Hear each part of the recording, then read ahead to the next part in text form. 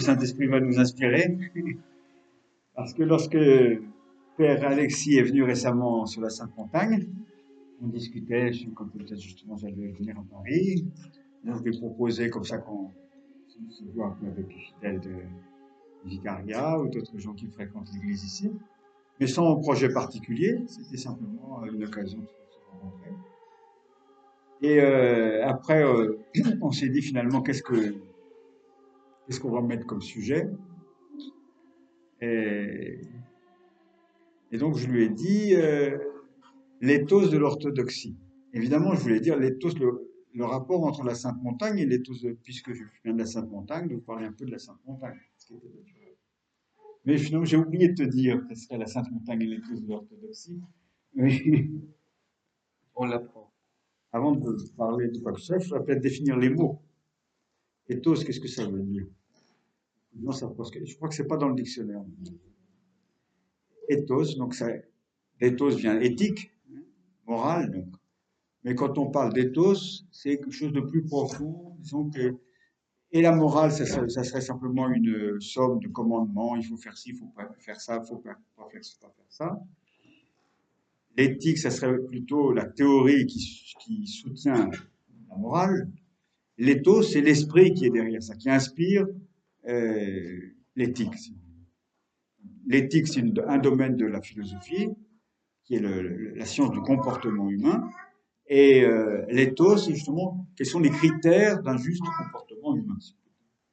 Et donc parler de l'éthos de l'orthodoxie, c'est dire qu'est-ce qu'il y a derrière toutes ces règles, etc., toute cette tradition orthodoxe. Il y a un certain esprit. Et à travers les siècles, la Sainte Montagne, mais pas seulement la Sainte Montagne, bien sûr, le monachisme en général, a eu comme fonction d'être un peu un modèle, un exemple, et qui indique la direction justement de la vie orthodoxe. Qu'est-ce que c'est la vie orthodoxe vécue dans sa plénitude, dans son maximum d'intensité, mais qui après qui sert de modèle applicable aux autres chrétiens qui vivent dans le monde, dans d'autres conditions évidemment, mais à travers les siècles, c'est toujours le monachisme a joué un rôle, on peut dire prophétique, et qui annonce le royaume des cieux, qui annonce la vie chrétienne vécue en plénitude, et qui sert de modèle aux autres chrétiens qui après l'appliquent dans la mesure de leurs possibilités. Et à travers les siècles, la Sainte Montagne, du fait de sa continuité, puisque depuis plus de 1000 ans, depuis plus de 10 siècles, la prière s'est jamais interrompue sur la Sainte Montagne. Pas même un seul jour, ni une seule nuit. Il y a pas, on peut dire qu'il n'y a pas une heure depuis 10 siècles où il n'y a pas des moines qui ont prié sur la Sainte Montagne, jour et nuit.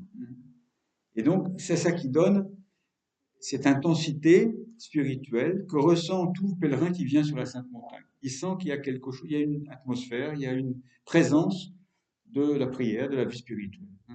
Donc c'est ça, plus que les beaux bâtiments, les manuscrits, les reliques, les icônes, toutes ces choses qui sont extraordinaires sur la Sainte Montagne qui ont été accumulées au cours des siècles.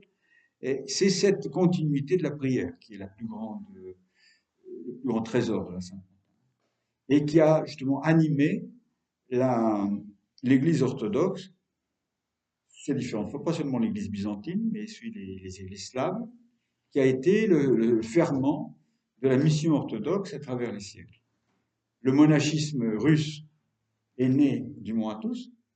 Le premier moine russe qui a fondé l'ordre de Kiev, Saint Antoine de Kiev, était moine du mont Athos. Et il a été envoyé par la Mère de Dieu pour porter en Russie la bénédiction de la Sainte Montagne.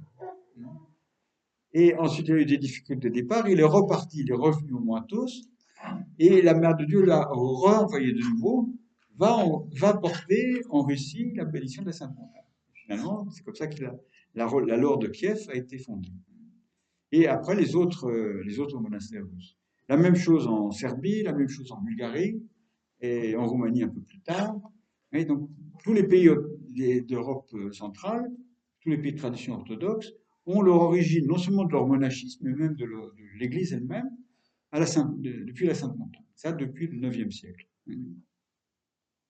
Et donc, la Sainte Montagne, c'est donc non seulement le centre monastique, qui s'appelle aujourd'hui la Sainte Montagne, mais qui était une sainte montagne, une parmi d'autres. Et du fait de l'avancée des Turcs en Asie mineure, les autres centres monastiques qui existaient en Asie mineure ont disparu petit à petit.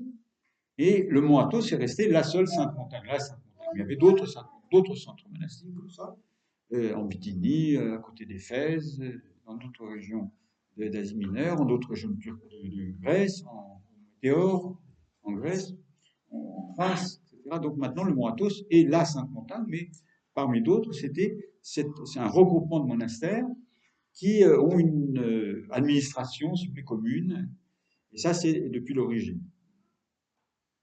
Et donc, pourquoi le mont Athos sert-il de critère? Du fait donc, de la continuité, comme je vous disais, de la prière et de la tradition, et de la continuité, la transmission de l'expérience de l'Église. Qu'est-ce qu'on fait dans un monastère? On ne fait rien d'autre. Les moines sont des hommes comme les autres, simplement qui ont fait le choix de se retirer du monde, non pas par dédain ou pas parce qu'ils ont des problèmes d'insertion dans la société, mais par un choix délibéré pour pouvoir consacrer tout leur temps à la vie de l'Église, à la prière, à l'expérience de la vie de l'Église, principalement dans la liturgie. Donc souvent, on dit les moines, donc ils se définissent comme les gens qui se marient pas. Évidemment, il y a cet aspect-là, mais l'aspect principal sur lequel souligne saint Paul dans l'Épître aux Corinthiens, c'est l'absence de soucis. Donc on se retire du monde pour être délivré des préoccupations du monde, des soucis qu'apporte le travail, la famille, etc., afin de pouvoir se concentrer à une seule chose. Monachos, ça veut dire seul, non seulement celui qui est célibataire, mais celui qui s'occupe d'une seule chose. Un moine, quelqu'un qui deviendrait moine en ayant plein de projets de construction, d'activités dans l'église, d'édition, je ne sais quoi, c'est pas ça. C'est quelqu'un qui refuse tout projet, toute relation avec le monde pour s'occuper uniquement de Dieu.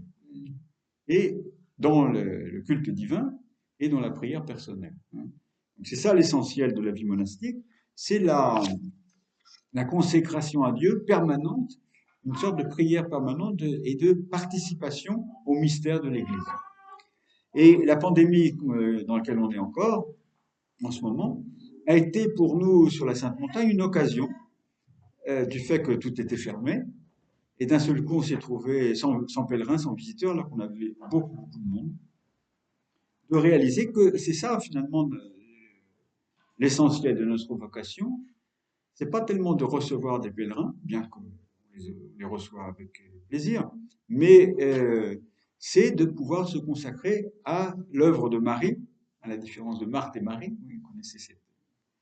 Et donc l'œuvre de Marie qui est la meilleure part de le Christ et qui est justement la prière et la consécration.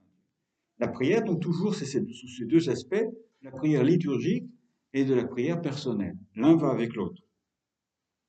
Et le fait qu'on a cette permanence de la présence devant Dieu, ça donne, comme je vous disais tout à l'heure, cette intensité de l'atmosphère qu'il y a au mont Athos. Alors quand des pèlerins venaient donc en très grand nombre avant la pandémie, mais maintenant plus petit nombre, on est souvent étonné que des gens qui viennent simplement pour assister aux offices, vénérer les reliques, éventuellement se confesser, ils repartent en larmes. Et alors qu'on leur a rien dit de spécial. Souvent, ils n'ont même pas vu un moine en particulier, et après, ils nous disent, ah, c'était bouleversant pour moi, c'était la plus grande expérience de ma vie, alors qu'on leur a rien dit de spécial. Qu'est-ce qui a joué un rôle en eux? Et c'est cette atmosphère que de la présence du monde divin parmi nous. En fait, bon, c'est l'expérience que fait n'importe quel fidèle orthodoxe quand il vient à la liturgie. Mais il y a cette question permanente, en dehors de l'église, dans le réfectoire, dans les différentes activités du monastère, il y a cette atmosphère de ce qu'on appelle dans la Bible le mystère. La Bible mystère, ça ne veut pas dire quelque chose de secret, de caché. Ça veut dire au contraire quelque chose de présence du monde divin dans les réalités visibles. Quand saint Paul parle du mystère du Christ, ça ne veut pas dire le secret du Christ, mais ça veut dire le processus de révélation parmi les hommes du Christ. Donc c'est un processus dynamique. Quand on parle de mystère de l'Église, c'est cette révélation du secret de Dieu, du mystère de Dieu dans l'histoire et principalement dans la liturgie, dans la vie de l'Église. Donc, vivre dans l'Église, c'est vivre cette révélation continue de Dieu parmi nous, de l'invisible dans le monde visible.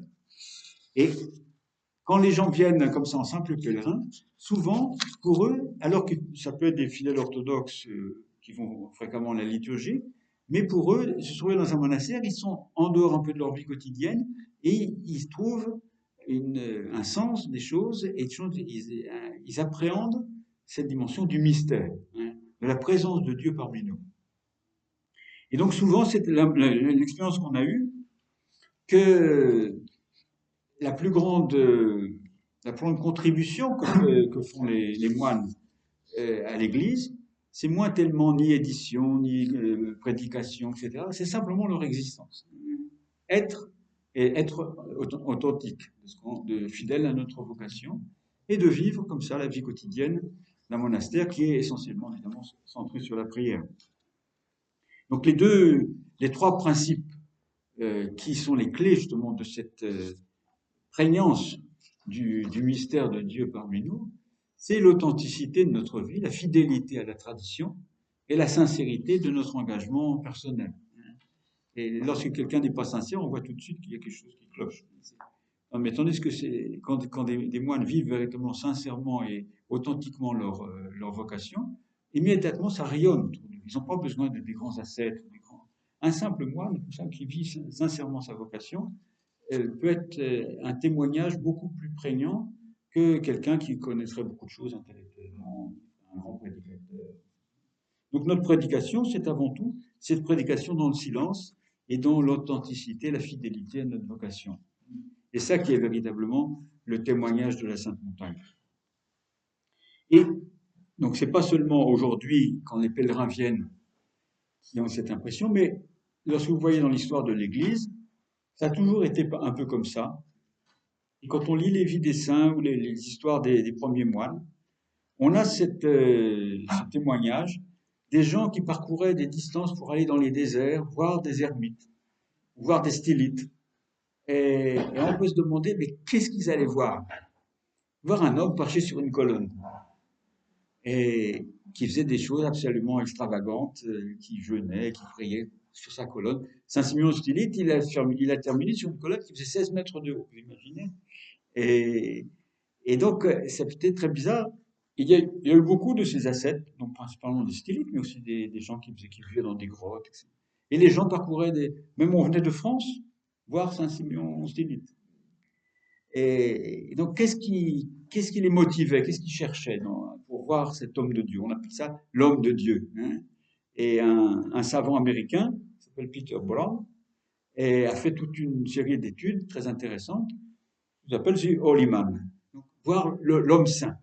Et comment fonctionnait justement cet homme saint? Donc, lui, il l'étudie historiquement et sociologiquement, et il a découvert que, à cette époque, surtout au 5e, 6e siècle en Syrie, ces grands ascètes qu'on allait voir de tous les coins du monde, mais surtout localement, ils avaient une fonction de régulation des rapports sociaux. C'était comme une référence, ils permettaient des gens de sortir de leurs disputes entre villages, etc. On allait voir l'homme de Dieu pour avoir une référence, une présence de Dieu, une référence transcendante. Mais plus que ça, bon, il y a une certaine explication historique et sociologique.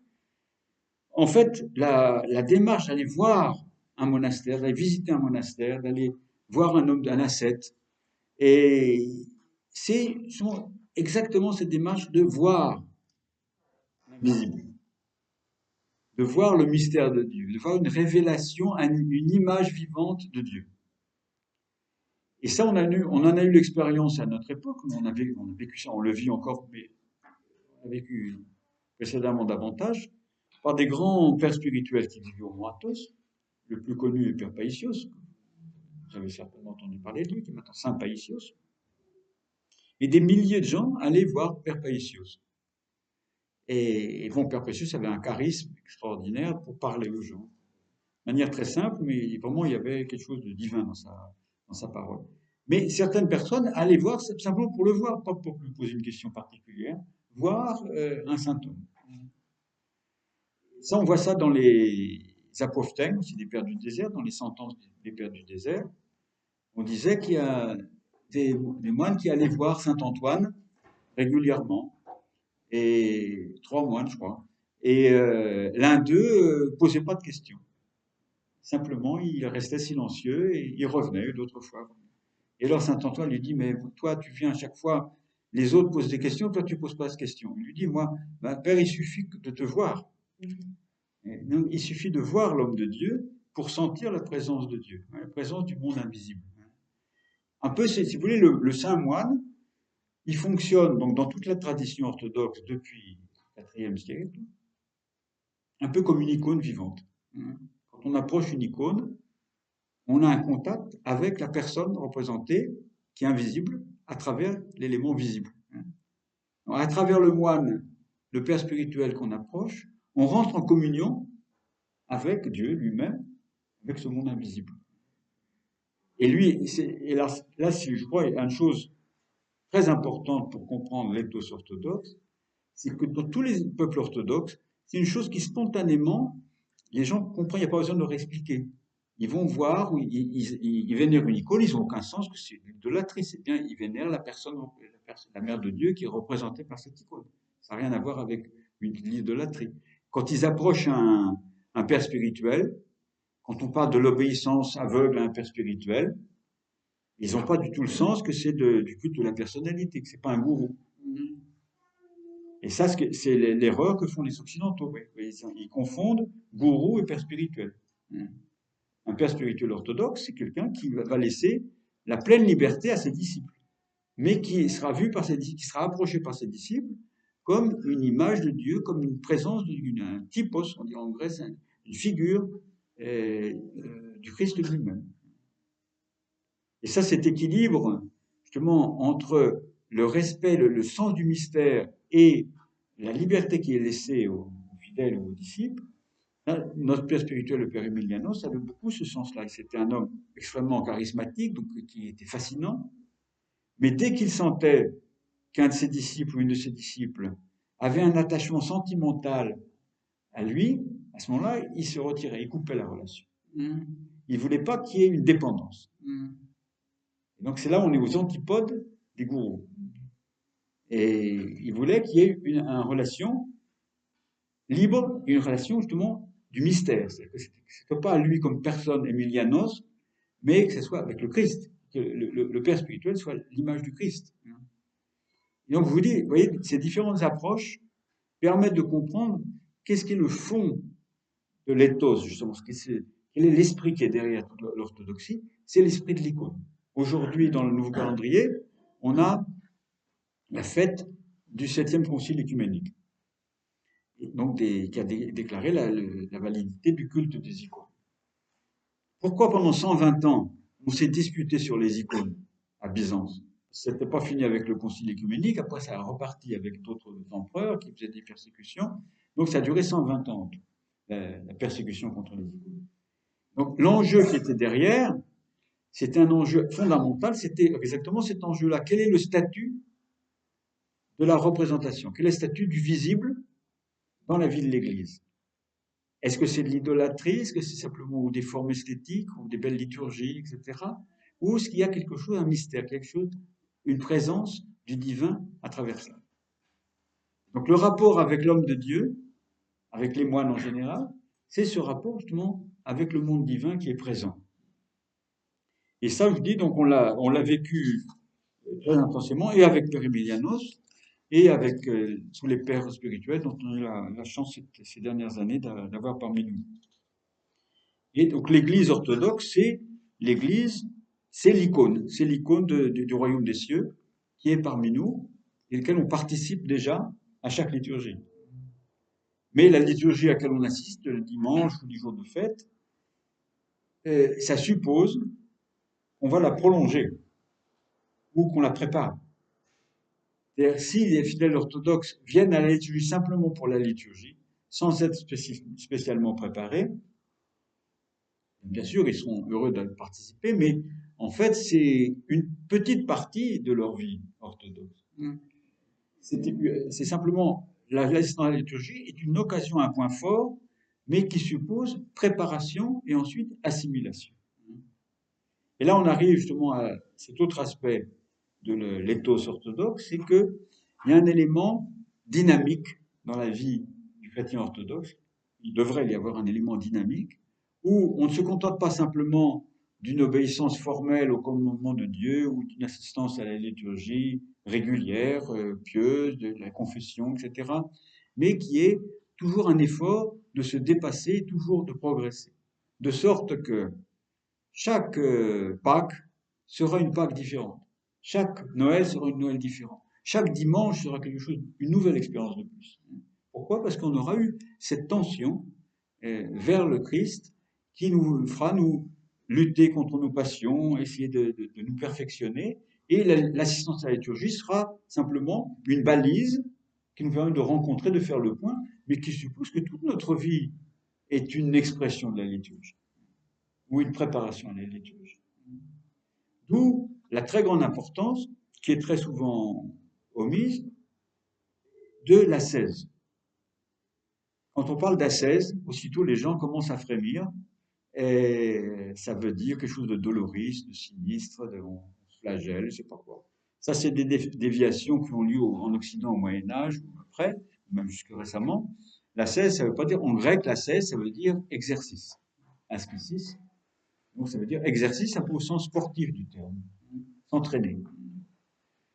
Et donc l'ascèse, c'est l'effort que l'on fait pour, d'une part, lutter, surmonter nos passions, le renfermement sur nous-mêmes, sur l'égoïsme, sur le plaisir, sur nos intérêts, essayer de s'ouvrir et de progresser vers le modèle que nous offre Jésus-Christ et son enseignement, afin de pouvoir nous dépasser nous-mêmes. Saint Paul parle dans une épître de se tendre en avant vers les récompenses promises. Ce que les pères de l'Église appellent l'épectase, c'est-à-dire la tension en avant. Donc le chrétien orthodoxe devrait avoir constamment ce désir de faire mieux, que chaque jour soit quelque chose de nouveau, soit jour un effort nouveau pour se corriger et pour améliorer ses relations avec autrui, et afin de pouvoir avoir une expérience renouvelée aussi du mystère de Dieu qui est révélé, qui nous est révélé lors de la divine liturgie. Vous voyez, donc il y a ce dynamisme de la vie spirituelle qui est un élément fondamental que vous le verrez chez tous les pères de l'Église. Quand ils parlent de vie spirituelle, ils ne parlent pas du tout de choses statiques.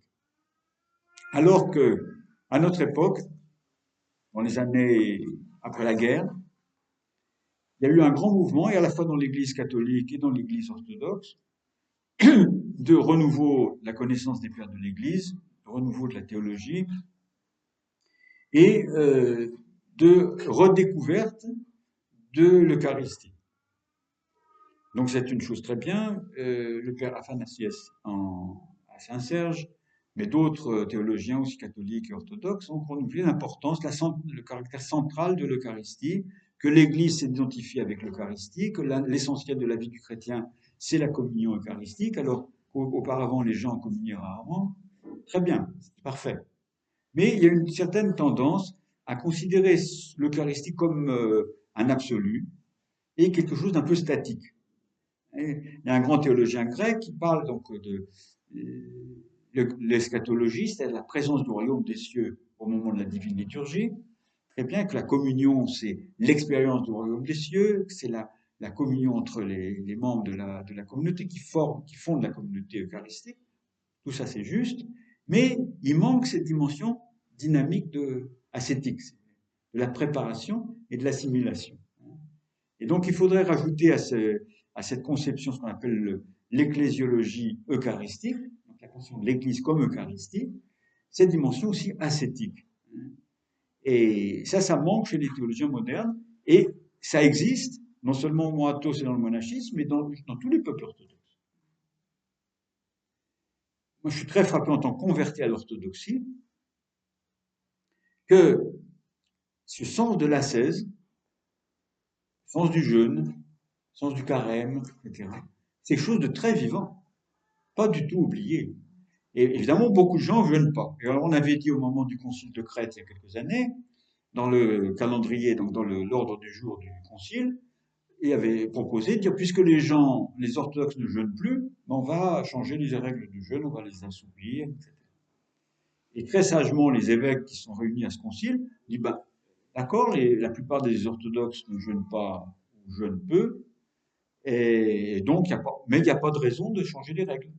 Pourquoi? Parce que très simplement, et nous on le voit très souvent, des gens qui jeûnent jamais, ils ont un problème dans leur vie, dans leur famille, etc. Ils ont besoin de se rapprocher de Dieu, ben, ils se mettent à jeûner, à observer le carême, le vendredi, le mercredi, etc.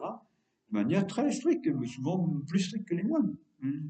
C'est pas du tout quelque chose de dépassé. Faut pas croire. Et il y a des familles en Grèce, mais aussi en Roumanie, en Russie, bien sûr, qui jeûnent très strictement et qui sont pas du tout ringards, etc. Ils sont des gens qui participent à la société. Il y a en Grèce, il y a des McDonald's où on a des repas de jeûne. Et donc c'est quelque chose de très actuel. Et évidemment, bon, c'est déformé ou c'est observé de manière extérieure. Non, mais ça montre un ethos, il y a un certain esprit derrière, qui reste, qui est un peu comme du feu sous la cendre, mais qui reste vivant. Et certaines personnes peuvent le réanimer et peuvent vraiment vivre de ça. Et en reprenant des habitudes qui sont la règle de l'Église, de jeûne, d'ascèse, de veille, de prière, etc., eh bien, ils ont une vie spirituelle beaucoup plus riche. Et après, quand ils participent à la divine liturgie, c'est vraiment une expérience de Dieu qu'ils font. C'est pas simplement une coutume familiale ou nationale. Et tout ça, c'est pas du tout des histoires, c'est réel. Et, et donc, la dimension ascétique de notre vie chrétienne, elle devrait, pour chacun, en fonction de ses possibilités, en fonction du cadre dans lequel il vit, être une chose très importante qui est justement une soif de pouvoir euh, participer de manière plus intense à ce que nous offre l'Église, qui est les sacrements, la liturgie, les fêtes. Et là, on en tirera vraiment un profit et on sortira de l'Église renouvelés nous-mêmes. Donc, l'essentiel de l'éthos orthodoxe, et encore une fois, je vous répète, qui est tout à fait actuel et pas du tout nostalgie du passé, c'est de pouvoir se tendre vers Dieu, attendre la grâce de Dieu, quand on arrive dans l'Église, d'avoir une soif, une faim de Dieu. Et ça suppose donc, par exemple, la liturgie du dimanche, que le samedi soir, ben, on est dans l'usage russe, vous avez les vigiles, c'est très bien, les gens qui peuvent assister aux vigiles, ou qui peuvent avoir un repas de jeûne, faire une lecture un peu spirituelle, pas regarder la télé, des choses stupides à la télé et après la liturgie, ça n'a aucun sens. Il y a une loi, si vous voulez, dans la vie spirituelle, c'est on reçoit la grâce dans la mesure où on s'y est préparé. Et si on ne se prépare pas à la grâce de Dieu, ben évidemment on dira, bon, la vie chrétienne, bon, c'est déjà. Si on commence à jeûner, à se préparer à lire des livres spirituels, etc., ben on verra que quand on assiste à la liturgie, c'est véritablement une expérience de la grâce. Et qui peut après grandir, grandir, grandir, grandir, et arriver à vraiment à des expériences mystiques. C'est pas du tout étranger. Et une des grandes messages que nous donnait le Père Emilianos, notre Père spirituel, c'était que la vie spirituelle, c'est quelque chose de très facile. Il suffit de le vouloir. Et quand on désire Dieu, eh ben il vient.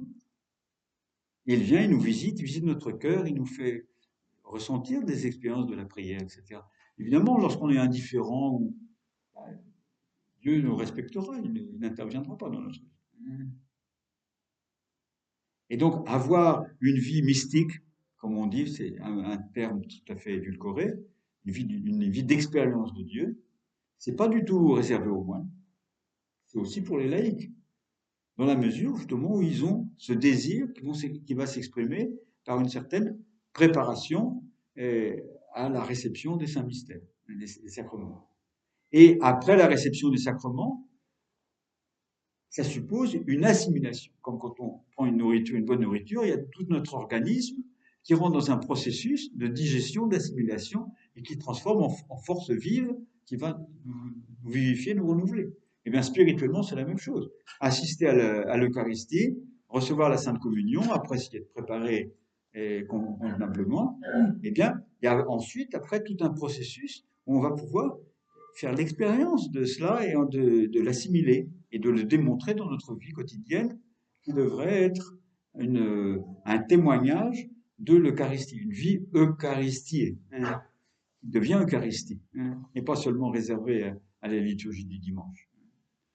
Et lire 2-3 extraits d'un enseignement du Père Emilianos sur le jeûne, justement, et sur cette facilité de la vie spirituelle, qui paraissait déjà assez étrange, parce qu'on a souvent l'habitude de dire l'ascèse, la vie monastique, le jeûne, tout ça c'est des choses difficiles, c'est pas pour nous, vous voyez tous ces arguments qu'on entend généralement. Donc il nous disait par exemple, c'est la chose la plus facile du monde, insistait-il auprès de ses jeunes disciples quand il était au Météor. C'est le moyen idéal pour attirer la grâce de Dieu et pour émouvoir Dieu. Donc, rentrer en communion avec Dieu, c'est rentrer dans cette intimité avec Dieu, où par notre jeûne, en ayant faim physiquement, eh bien, c'est là le moyen d'attirer l'attention de Dieu vers nous. Et il dit encore, en jeûnant, nous pouvons éprouver combien nous aimons Dieu, si nous pouvons aimer Dieu. Le jeûne, c'est une expérience de l'existence ou non de notre véritable relation avec Dieu. Et il ajoutait encore, le jeûne est la plus belle expression de ma foi.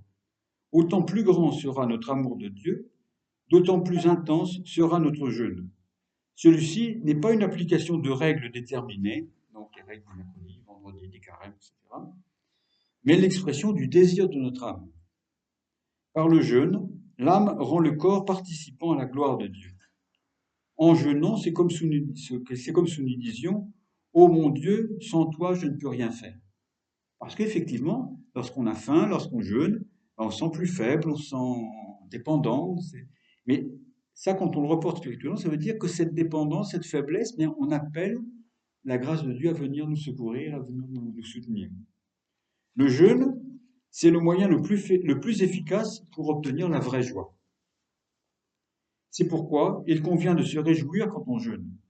Quand vous voyez des gens qui commencent à tirer une tête comme ça, quand le carême arrive, et ils ont raté leur carême. Et il vaut mieux manger de la viande. Et donc, approcher les périodes de jeûne et les jours de jeûne avec joie, avec désir, avec attente. Et non pas dire, oh, il va falloir encore passer ça. Oui. Souvent, c'est comme l'attitude qu'ont les gens. Donc, c'est pourquoi il convient de se réjouir quand on jeûne. Il ne faut pas le souiller par des contrariétés, des bougonneries. Le jeûne est un vêtement de lumière. Et il nous est encore, à propos de la veille, donc les choses vont ensemble, jeûne et veille. Que signifie la veille? Cela signifie que je suis Dieu à la trace. Que signifie jeûner? Je regarde vers Dieu. Car le jeûne n'a de sens que s'il signifie patience et attente ardente de Dieu qui vient. Donc ça, c'est toute une conception où là, je voudrais centrer donc mon intervention là-dessus. Notre vivre en chrétien, c'est rentrer en relation personnelle avec le Christ. Et le Christ qui ne désire rien d'autre que venir vers nous, venir nous remplir de la puissance de sa résurrection. Ça, il nous le donne par les sacrements. L'Église nous procure, depuis le baptême, tous ces moyens, ça s'appelle la déification, d'union avec Dieu. Mais ces moyens ne seront véritablement actuels pour nous, vraiment actifs en nous, que s'ils sont complétés par notre coopération. Et cette coopération, c'est ce désir de Dieu qu'on exprime par le jeûne, la veille, l'ascèse, etc. Et l'observation de tous les commandements de Dieu. Et aussi, donc, observer les commandements de Dieu, c'est pas quelque chose de juridique, mais c'est de se conformer, d'essayer d'imiter le plus possible la personne de Jésus-Christ afin de pouvoir recevoir la grâce de ces sacrements, pouvoir s'unir à Jésus-Christ. Le but de la vie chrétienne, la vie dans des sacrements, c'est d'arriver à ce que le Christ, vraiment comme dit saint Paul, vive en nous, et que nous vivions en lui, et que nous devenions Christ. pas par nature, mais par grâce, par la grâce du Saint-Esprit, mais être unis avec le Christ, là, de se configurer au Christ. C'est ça un saint. Et comme vous savez, les premiers chrétiens, ils s'appelaient tous saints, dit les saints. Pas les saints canonisés, c'était les chrétiens qui étaient des saints. Pourquoi saints? Ça ne veut pas dire qu'ils étaient exceptionnels, c'était parce qu'ils vivaient dans le Saint-Esprit, dans la communion avec le Christ. Le Saint-Esprit, c'est lui qui nous donne cette possibilité d'être unis avec le nous conformer avec le Christ.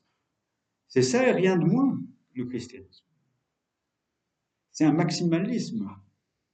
C'est la perspective de pouvoir véritablement être déifié par la grâce du Saint-Esprit en Christ. Aussi bien pour les moines que pour les laïcs. Et ça, ce qu'on a reçu du Père Emilianos comme message, aussi bien donc à ses disciples moines et moniales que laïcs, c'est que c'est ça le christianisme, c'est rien d'autre, mais c'est rien de moins. Et après, chacun fait ce qu'il peut en fonction de ses possibilités, mais comme perspective, ça ne doit pas être... Et c'est ça, donc, parler de l'éthos de l'orthodoxie, c'est cette perspective de l'union à Dieu, de l'expérience de l'union à Dieu dans le Saint-Esprit. Vous connaissez bien cette parole de Saint Séraphin de Sarov qui disait qu'est-ce que c'est la vie chrétienne? C'est l'acquisition du Saint-Esprit. Et tout ça, c'est des choses qui sont tout à fait et possibles, et réelles, et actuelles. C'est pas du tout une nostalgie du passé. Et donc, cela signifie que pour un fidèle orthodoxe, qui a cette conscience du dynamisme, du cheminement qui lui est ouvert depuis son baptême, ça signifie il va nourrir en lui ce désir de Dieu, qui va s'exprimer, qu'il exprimera par une relative vie ascétique, enfin au moins en observant les règles de jeûne de l'Église, de veille, et d'avoir une part de vie monastique, si je peux dire, c'est-à-dire quelques moments dans sa semaine ou dans sa journée qu'il réservera à la prière. Et ça, c'est pas réservé aux moines. On connaît beaucoup de gens en Grèce, des familles, des gens qui ont tous les soucis de la vie dans le monde, et bien qui ont un programme de prière quotidien, comme les moines. On connaît des mères de famille qui, après avoir arrangé la maison, couché leurs enfants, eh bien, elles passent une grande partie de la nuit à faire des prosternations, à faire du chapelet, etc. Comme un moine, et souvent plus qu'un moine. Alors, bon, c'est peut-être des exceptions, mais je vous dis, comme esprit, comme ethos, c'est tout à fait courant. Et donc, souvent, c'est une chose qui a été oubliée dans la diaspora et qui devrait être réanimée pour que l'orthodoxie puisse véritablement témoigner. Parce que ce dont les chrétiens occidentaux souffrent, c'est de la sécularisation à tous les niveaux et en fait, qui a été produite par une baisse du niveau d'exigence des chrétiens. Toujours on a voulu dire, bon, on va adapter, on va adapter, on va adapter, on va adapter. Alors si vous lisez, si vous avez la curiosité de lire l'histoire du carême en Occident, c'est très drôle. L'histoire du jeûne en Occident. Il y a des articles dans les encyclopédies savantes sur la théologie catholique qui montrent ça. Et alors vous voyez, depuis le Moyen-Âge, sans arrêt, on a rabaissé le niveau. On a, soi-disant, essayé de faire des condescendances pour aider les gens. Mais ça rabaissait le niveau et ça rabaissait les perspectives. Donc on disait jeûne eucharistique, donc il fallait jeûner depuis minuit. Après, oui, il fallait jeûner 6 heures avant la communion. Après, est-ce qu'on peut boire quelque chose? Oui, on peut boire un peu d'eau. Après, ben, on peut mettre un peu de chocolat dans l'eau. Oui, un peu de chocolat. Ben, le chocolat, on peut mettre un petit bout de pain. Et alors, à chaque fois, c'était toujours juridique, avec une déclaration en latin, permission. Et alors, on rabaissait, on rabaissait, on rabaissait. Et puis, qu'est-ce qui reste? Plus rien. Maintenant, les catholiques vont communier sans aucune préparation. Tout le monde communie. Ça veut dire que donc c'est quelque chose de banal. Et la dimension ascétique de la vie chrétienne, à part de quelques rares exceptions, même chez les moines catholiques, est complètement disparue. Et dans les années 1960, il y avait eu des conversations théologiques entre les théologiens catholiques et les théologiens coptes. Les coptes, vous savez, d'Égypte, sont pas unis avec nous, mais qui sont beaucoup plus proches des orthodoxes que les catholiques. Et donc, ils s'étaient mis d'accord sur les distinctions, les différences théologiques qu'ils ont entre eux. Et à ce moment, le patriarche copte était au Vatican et a été rencontrer le pape. Et le pape, c'était Paul VI à cette époque-là, et disait, bah, finalement, vous voyez, nos théologiens se sont mis d'accord sur les questions théologiques qui nous séparent depuis 15 siècles. Et bah, qu'est-ce qui nous empêche maintenant de communier ensemble? Et le patriarche copte a répondu, ben, votre sainteté, comment est-ce que je pourrais convaincre mon peuple de s'unir avec une église où on ne jeûne plus? Ouais, ça, c'est l'éthos. Quel esprit, hein? C'est, il y a le dogme, mais il y a l'esprit qui est l'esprit de la vie. Comment on vit en orthodoxe? Comment on vit en chrétien? Et ça, les Coptes l'ont gardé très fort, hein. Et les orthodoxes, je vous dis, dans les peuples orthodoxes, c'est quelque chose de très, très vivant. Peut-être qu'on n'entendrait pas un patriarche orthodoxe dire la même chose, mais l'esprit reste quand même. Eh bien, ça veut dire donc pour que un chrétien, un fidèle orthodoxe puisse avoir cette expérience de Dieu quand il vient à la liturgie, ça suppose donc, comme je dis, qu'il ait un peu une petite vie ascétique, enfin un peu de jeûne et un peu de prière personnelle. Et donc la prière personnelle, comme vous savez, l'essentiel dans la tradition orthodoxe de la prière personnelle, c'est la prière de Jésus. Et moi, en tant que converti à l'orthodoxie, ce que j'admire dans l'orthodoxie, je ne cesse d'admirer cela, je cesse d'être enthousiaste de ça, c'est de voir cette cohésion, cette unité qu'il y a dans la tradition orthodoxe. Depuis le petit enfant jusqu'à l'ermite qui vit dans une grotte, on pratique la même prière. C'est la prière de Jésus.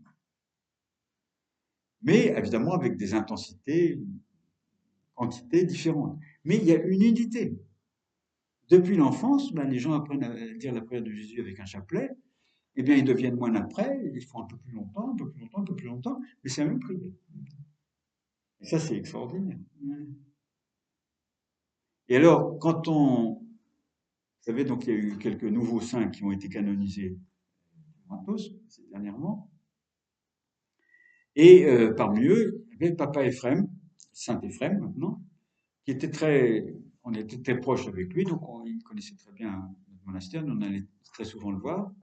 Et alors quand on allait voir Papa Éphrem, qui était vraiment un homme extraordinaire, son visage était lumineux, et quand on allait le voir pour parler de notre vie spirituelle, c'était un peu compliqué parce que vous lui posez la question, alors comment prier? Bah, il dit, ben voilà, tu vas te réveiller la nuit, et, et qu'est-ce que tu fais? Bon, tu fais quelques métanies, ensuite tu fais la prière de Jésus. Bon, très bien. Tu vas faire la prière pendant 4 heures. Hein, 4 heures. Après, qu'est-ce qu'on fait? Ben, il dit après, ben, tu fais ton canon. Ah bon, c'était pas le canon, ça? Canon, ça veut dire la règle. Ah non, tu fais le canon. Enfin, un canon, c'est quoi? Ben, c'est la prière de Jésus. Certes, avec des métaniques. Bon, et après le canon, qu'est-ce qu'on fait? Ben, tu fais l'office. Ah bon, c'est quoi? C'est la prière de Jésus. Et alors, c'était très difficile à comprendre où était la prière de Jésus prière, la prière de Jésus règle et la prière de Jésus office. Parce que, comme vous savez, les ermites, au moins tous, ils remplacent les matines et les vêpres par un certain nombre de prières de Jésus, avec le chapelet. Donc, les matines, c'est 40 chapelets de 300 grains, et les vêpres aussi 40 chapelets, etc. Et alors, c'était assez difficile, mais pour eux, donc, c'était uniquement la prière de Jésus. Petit à petit, bon, il y a de ces ermites maintenant qui ont mis l'office, mais c'est vraiment la prière de Jésus qui peut couvrir toute la journée. Et un moine peut très facilement arriver, ou même un laïc, à prier la prière continuelle. Et alors pour s'habituer à ça, il y a des moines dans certains monastères, ils prient même à haute voix. Pendant qu'ils travaillent, on entend à droite, à gauche dire la prière de Jésus. Dans d'autres monastères chez nous, on ne le dit pas ça, mais on s'efforce de dire nous-mêmes. Mais de pouvoir parsemer sa vie quotidienne par la prière de Jésus. Et soit en disant la prière juste avant de commencer une activité, ou pendant une activité, ou quand on est dans l'autobus, dans le métro, Rien ne nous empêche, au lieu de regarder à droite à gauche, les publicités, de dire la prière de Jésus, d'avoir un chapelet dans notre poche et de dire la prière de Jésus. Et petit à petit, on s'habitue, on s'habitue, on s'habitue, et on acquiert cette bonne habitude de la prière continue. Et alors, ça veut dire que lorsqu'on aura acquis une certaine habitude de la prière, après, lorsqu'on rentrera de chez nous pour avoir une prière plus concentrée, plus intense, eh bien, ce sera beaucoup plus facile. Hein. Parce que toute la journée, on sera entraîné à ça. Hein. Pour Askissis, c'est l'entraînement, c'est la 16. Et on peut donc avoir, tout à fait en vivant dans le monde, avec notre travail, etc., avoir des points réguliers dans la journée où on rentre en relation avec le Christ par la prière de Jésus ou avec la Mère de Dieu, et le soir, quand on est tranquille dans notre chambre, d'avoir une prière plus intense. Comme font les moines, simplement les moines, ils ont leur condition de vie pour cela. C'est en cela que quand quelqu'un, tout en étant dans la vie du monde, mène une vie comme ça, et d'ascèse, et de prière, une vie liturgique régulière, eh bien, il a une vie pratiquement la même qu'un moine. Simplement, la quantité, les proportions sont différentes, mais l'esprit reste le même. Et donc, l'esprit de l'éthos de l'orthodoxie, qui est incarné, si vous voulez, de manière plus paradigmatique par la Sainte Montagne et par le monachisme, et pour tous les chrétiens orthodoxes. S'ils veulent véritablement vivre l'expérience de leur baptême. C'est quoi le baptême? Vous avez été baptisé en Christ, vous avez revêtu le Christ.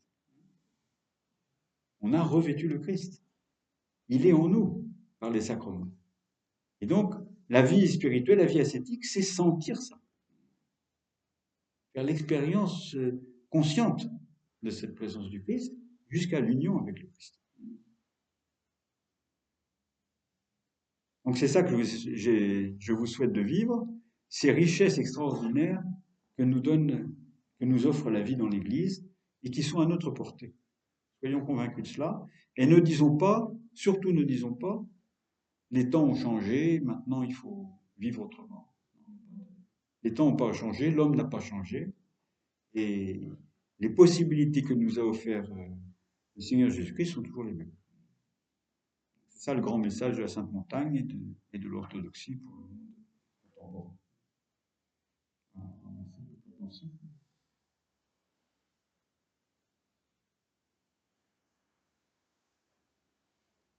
Évidemment, ça suppose vos questions, vos interventions, vos critiques.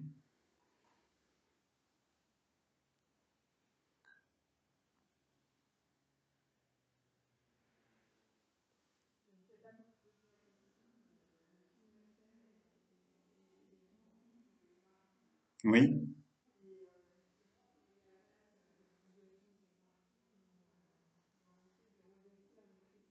Oui, oui. Donc il y a deux choses dans ces récits, et de manière générale, c'est vu dans les synaxaires. J'aurais dû le mentionner, si vous voulez. On voit dans les synaxaires des récits absolument paradoxaux, enfin étonnants, d'ascèses incroyables, de martyrs, des martyrs qui ont des successions de le moindre, la première torture, ça aurait pu les faire mourir. Et donc c'est à la fois, c'est si vous voulez un mode littéraire aussi, de montrer la puissance de la grâce de Dieu, d'une part, tous ces miracles, et l'intensité du désir de Dieu chez ces ascètes ou chez ces martyrs.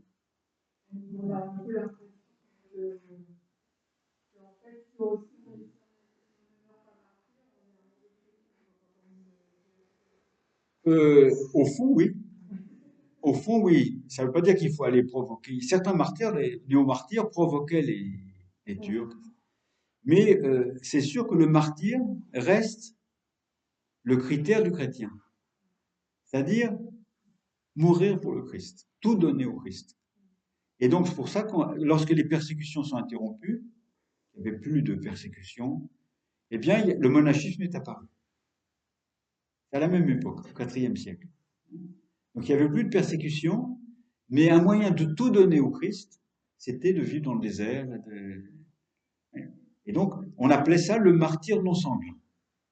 La vie monastique, la vie monastique s'appelle le martyr non sanglant. Mais l'esprit qui est derrière reste le même, c'est donner sa vie pour le Christ, par amour, non pas par un désir de la souffrance, une chose de morbide. C'est-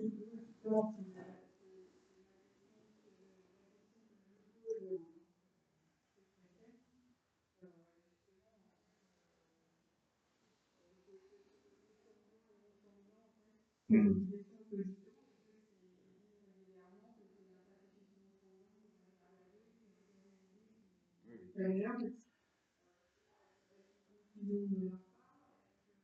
Non, il y a l'aspect ciblé un peu rhétorique, etc. Mais ce qui est derrière, le message qui est derrière, c'est exactement le message de Saint Paul, c'est une telle ardeur, un tel désir du Christ qui nous fait surmonter la souffrance, les privations, et jusqu'à la mort. Mais c'est pas un absolu. Et donc là, dans les vies des saints, il faut savoir lire les vies des saints. Moi, justement, je me suis occupé des vies des saints, bon, j'ai respecté le style un peu en simplifiant les vies des saints traditionnels, mais justement, en tant que converti à l'orthodoxie, ma démarche, c'était de voir comment fonctionnent les vies des saints. Qu'est-ce que c'est ça? Parce que bon, je voyais dans la vie orthodoxe, c'est quelque chose, après la Bible, c'est la lecture la plus importante, les vies des saints. Et quel est le rôle des vies des saints? Et ce que je me suis aperçu, donc je l'ai dit un peu dans l'introduction du Synaxaire dans le premier volume, c'est qu'il y a un langage, un discours particulier hagiographique. Je prends le parallèle avec les icônes. Une icône orthodoxe, qu'elle soit russe, grecque, bonne icône, mauvaise icône, ancienne ou moderne, c'est comme bon, il y a un ensemble de techniques qui fait que ça ressemble pas à un portrait, c'est pas un portrait, c'est pas une photographie. Une photographie n'est pas une icône. Et un portrait réaliste n'est pas une icône. Donc il y a un ensemble d'éléments, l'auréole, la perspective inversée, certaines couleurs, etc., qui sont une sorte de code qui nous permet de dire ça c'est une icône, c'est-à-dire que c'est un saint, c'est là tu vas rentrer en relation avec le monde invisible. Là les gens le comprennent, il n'y a pas besoin de leur expliquer, ils comprennent spontanément. Et ils vont baiser une icône, ils vont pas baiser une photographie. Et donc la géographie, donc les vies des saints, c'est à peu près la même chose sur le plan narratif. C'est une icône narrative. C'est un ensemble de méthodes, de techniques symboliques qui nous permettent de manifester le monde invisible, manifester le surnaturel, mais il faut comprendre le code, il faut avoir compris le langage propre de la géographie.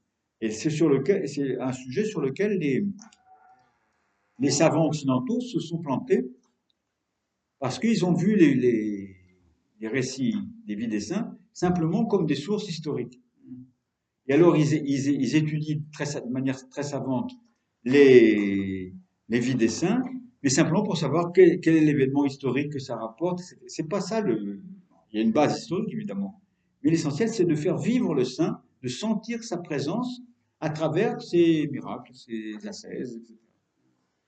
Et là, on communie véritablement au saint, et on le sent présent dans notre vie à côté de nous.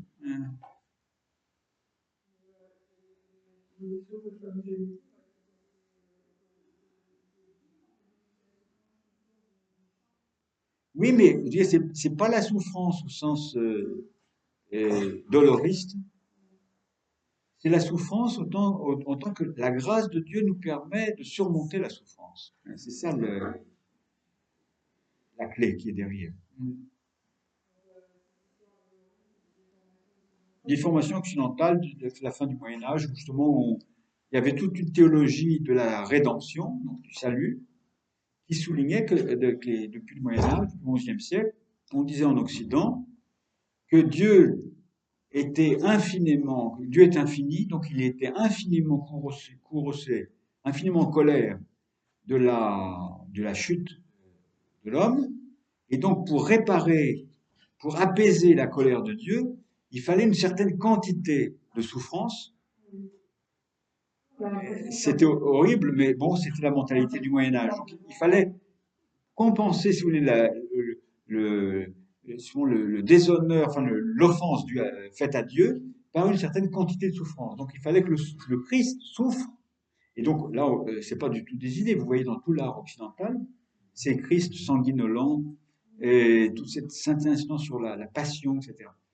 Certes, le Christ a souffert, a vraiment souffert, mais pour nous, la souffrance est une toute autre dimension. La souffrance, vous voyez, les crucifix orthodoxes, on ne souligne pas tout cet aspect humain et sanguinolent de la souffrance. C'est la souffrance transcendée, la souffrance vaincue. Père Placide était un grand théologien, on découvrira de plus en plus comme un grand théologien. Il disait, le Christ a assumé non seulement notre nature déchue, mais il a pris sur lui la souffrance et la mort, donc il est mort. Il est mort de la façon la plus ignoble à cette époque de la crucifixion. Pourquoi? Non pas pour souffrir, comme ça, pour donner une quantité infinie de souffrance et apaiser la colère de Dieu, mais pour transformer de l'intérieur la souffrance. Et pour faire de la souffrance et de la mort l'expression de son amour du Père. Donc la souffrance et la mort par le Christ, assumée par le Christ, est devenue non pas le signe de la séparation radicale avec Dieu, mais le signe de la relation filiale avec Dieu. Là, je ne sais pas si je l'exprime bien, mais c'est quelque chose de très important qui change complètement les perspectives.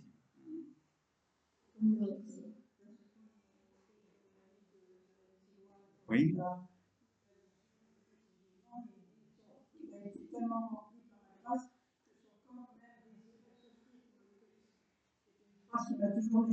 Oui, mais souffrir, il faut bien sentir souffrir au sens orthodoxe du terme. Oui.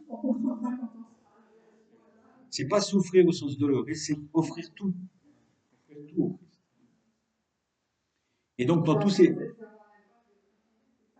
Oui, mais avoir justement le désir de Dieu, l'amour de Dieu, qui nous fait prendre la souffrance comme une expression de ce désir.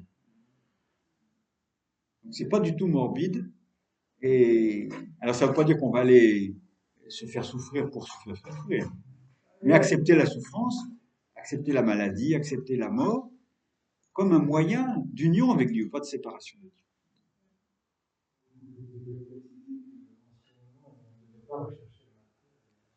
Oui. Il y a un passage de Saint-Grégoire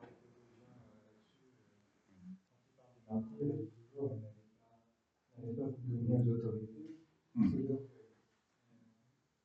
On retrouve chez les martyrs chez tous les anciens martyrs, on voit qu'il y en a qui essaient au maximum d'éviter, il y en a qui s'avancent avec les filles parce qu'ils ont conscience de l'importance de l'évêque pour les filles, pour qu'ils se gaspillent. Ça, c'est un cartage qui fuit l'exécution. Oui, mais ça dépend des cas et des circonstances. Mais il y a saint Ignace d'Antioche, quand les Romains, les chrétiens de Rome voulaient le libérer, parce qu'il était en chemin vers Rome pour être livré aux bêtes. Mais laissez-moi être logé par les bêtes, je suis un froment du Christ, il dit laissez-moi devenir le pain du Christ. Extraordinaire cette lettre aux Romains. Donc ça montre, il y a les deux aspects.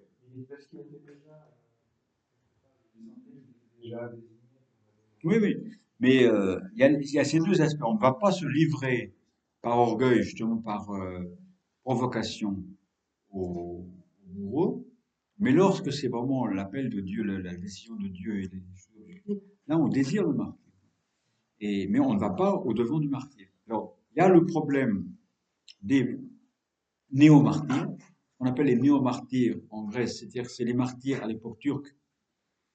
Et souvent, donc il y a une centaine de néo-martyrs comme ça, qui sont souvent des jeunes dans leur jeunesse qui avaient abjuré le christianisme pour devenir musulmans, qui se repentaient et allaient même au-devant des autorités ottomanes et provoquaient même les juges pour être tués. Et souvent, ils avaient passé quelque temps au moins à Athos, comme moi, mais l'ascèse ne leur suffisait pas. Ils allaient provoquer les juges turcs qui n'avaient rien à faire, et donc pour pouvoir mourir pour le Christ.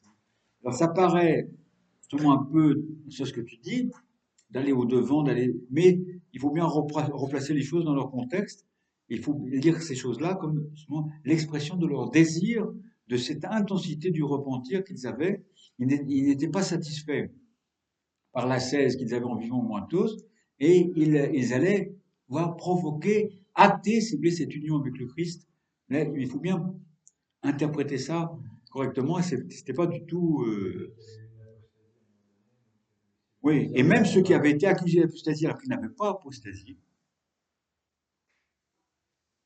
devenaient moines, l'ardeur de l'amour de Dieu s'allumait en eux, et ils n'étaient pas satisfaits, ils jeûnaient pendant des jours et des jours, et un jour après, quelques jours après, ils demandaient à leur père spirituel d'aller au-devant du martyr. Moi, je trouve ça admirable, mais c'est pas nécessairement imitable, mais ça donne des critères.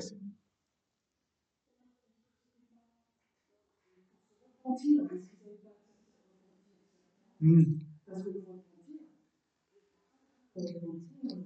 Mais alors justement, souvent leur père spirituel leur disait, voilà, tu t'es repenti, tu es devenu moine, après avoir fait cette erreur de jeunesse, maintenant tu vas jeûner, c'est suffisant.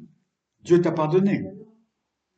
Donc c'était pas seulement pour obtenir le pardon de Dieu, c'était le feu de l'amour de Dieu, du désir de Dieu qui s'allumait en eux. Ils s'arrêtaient pas là, ils voulaient s'unir complètement en Christ. Je trouve ça c'est extraordinaire.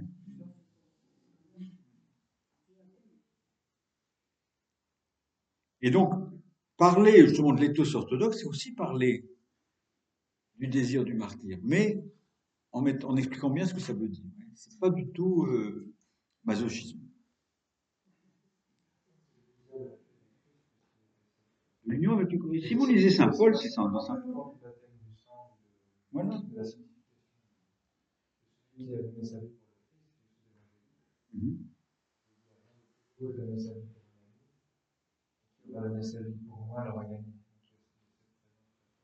Exactement. C'est évangélique. Hein.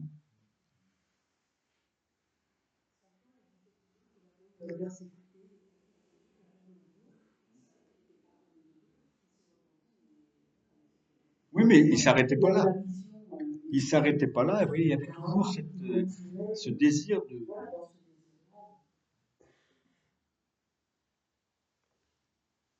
Tout ça pour dire, vous voyez, que ce dynamisme que devrait avoir notre vie chrétienne.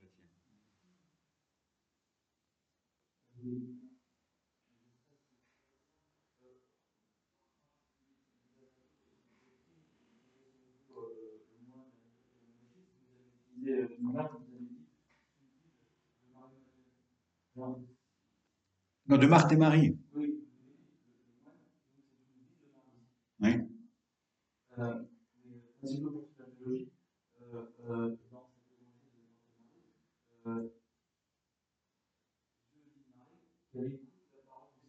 Oui.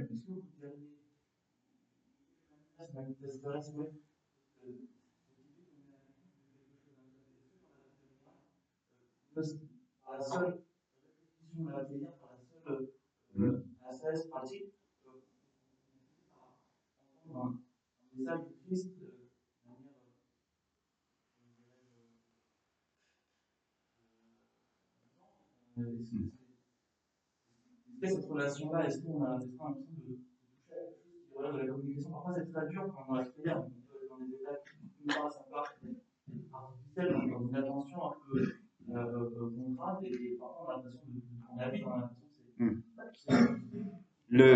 C'est très important ce que vous dites. J'avais omis de dire, c'est que finalement, qu'est-ce que c'est la prière?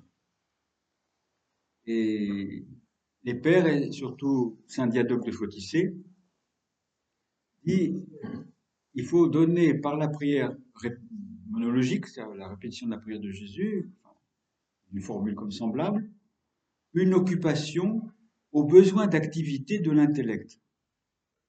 Le nous, qu'on dit en grec, le mens, donc la partie supérieure de l'âme, cette partie supérieure de l'âme qui est capable de rentrer en communion avec Dieu, elle est une puissance dynamique qui a besoin toujours de s'occuper de quelque chose, d'avoir une activité, un besoin d'activité.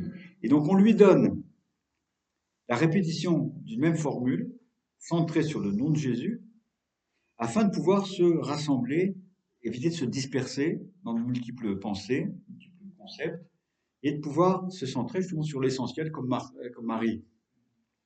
Et là où c'est une chose très importante que souligne la tradition de la philokalie, mais beaucoup de gens ne comprennent pas cet aspect-là, que souligne saint Isaac le Syrien, que souligne énormément Père Emilianos, c'est que le but de la prière de Jésus, c'est quoi? C'est l'arrêt de la prière de Jésus. C'est l'écoute. Donc l'évolution normale de la prière, de la vie de prière d'un moine ou d'un laïc, mais assez avancé, c'est de parvenir d'abord à la prière continuelle, au souvenir de Dieu permanent, à un rassemblement de l'être et du nous, de l'intellect, qui se disperse plus dans aucun concept, et de pouvoir faire silence. Et pour pouvoir recevoir la venue de Dieu, de la grâce de Dieu. Et donc, la même chose, si vous voulez, dans la liturgie, on devrait être normalement suffisamment préparé par la prière quand on vient à la divine liturgie pour être complètement réceptif et recevoir l'Eucharistie, recevoir les sacrements en pleine ouverture, sans avoir rien qui gêne la venue de la grâce de Dieu en nous. C'est vrai pour les sacrements et c'est vrai pour la vie intérieure, la vie de la prière. Donc le but de la prière, c'est l'arrêt de la prière.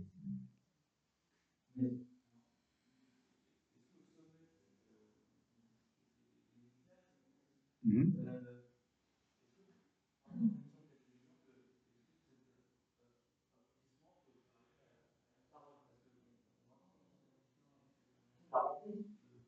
Oui.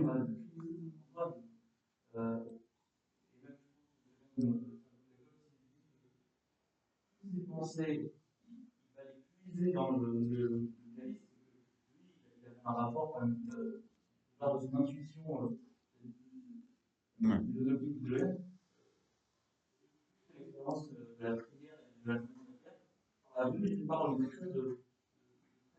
Si vous voulez, à partir de cela, à partir de la prière continuelle, on n'est plus dans le domaine de ce qui dépend de nous. Même l'arrêt de la prière, c'est pas quelque chose qui dépend de nous. Ça serait artificiel. Et ce qui vient au-delà, les pères appellent l'au-delà de la prière, ça fait partie de l'intervention de la grâce de Dieu. Donc on peut ni en faire un schéma, dire que il va y avoir telle chose, telle chose, telle chose, ça dépend des personnes, ni savoir ça va m'arriver un jour ou jamais m'arriver dans ma vie, ça dépend de la liberté de Dieu, de la liberté de la grâce. Et donc jusqu'à ce point de la prière continuelle, il y a ce qu'on appelle la coopération entre notre volonté et la grâce de Dieu. On ne fait rien sans la grâce de Dieu, de toute manière. On ne devient pas chrétien sans la grâce. On ne croit pas sans la grâce. Mais les états supérieurs de la vie spirituelle, ça devient de moins en moins notre volonté, notre effort, et uniquement l'opération de la grâce. Et on peut ni commencer la vie de prière en disant, vous voyez, il va y avoir un jour où je vais avoir une extase. Alors là, on est complètement hors de la. On ne pratique pas la prière pour avoir des expériences.